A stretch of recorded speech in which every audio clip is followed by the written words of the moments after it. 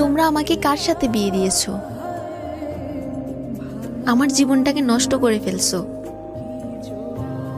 যে আমার পারছে না 3 বেলা ঠিক মতো খাবার দিতে, না পারছে আমার কোনো শখ পূরণ করতে।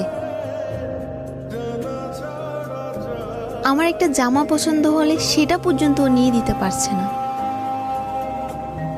ও না পারছে একটু বাজার করতে, আর আমি না পারছি একটু খেতে। আমি কি না খেয়ে এভাবে মরে যাব, না তোমরা আমাকে এখান থেকে নিয়ে যাবা? আমি শেষবারের মতো বলছি, তোমরা যদি আমাকে এখান থেকে নিয়ে না যাও, আমার 2 চোখ যেখানে যায় আমি সেখানে চলে যাব।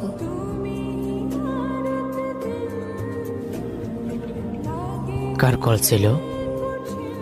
আম্মুর কল ছিল। ও আচ্ছা, তোমাকে এত চিন্তিত লাগছে কেন? তোমার কি কিছু লাগবে?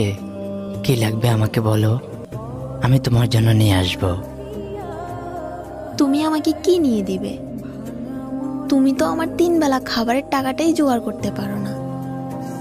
তুমি কি আমার কখনো শখ পূরণ করতে পারবে? তোমার তো ওই সাধ্যটাই নেই। ও আচ্ছা, আমার সাথে থাকতে মনে হয় তোমার সমস্যা হচ্ছে, তাই না? তুমি কি বুঝতেছো না যে আমি তোমার সাথে থাকতে চাই না? কিভাবে তোমার সাথে থাকবো বলো? তোমার পোশাক আশাক দেখেছো? তোমাকে নিয়ে আমার বান্ধবীরা হাসাহাসি করে। না আছে তোমার টাকা পয়সা, আর না আছে তোমার চলাফেরার সৌন্দর্য। তোমাকে নিয়ে আমি কোথাও বের হতে পারি না।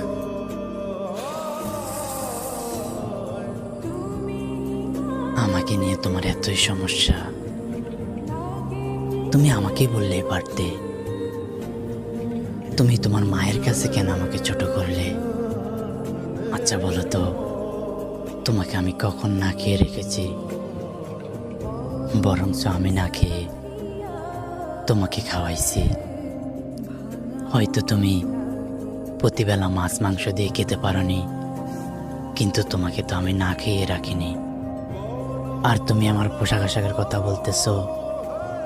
আমি যদি একটা ভালো পোশাক পরি, তোমাকে একটা ভালো পোশাক পরাতে পারবো না, সেটা ভেবে আমি কখনো একটা ভালো পোশাক পরিনি। আর টাকা পয়সা ইনকাম করতে কতটা কষ্ট তুমি আমার জায়গায় এসে দেখো।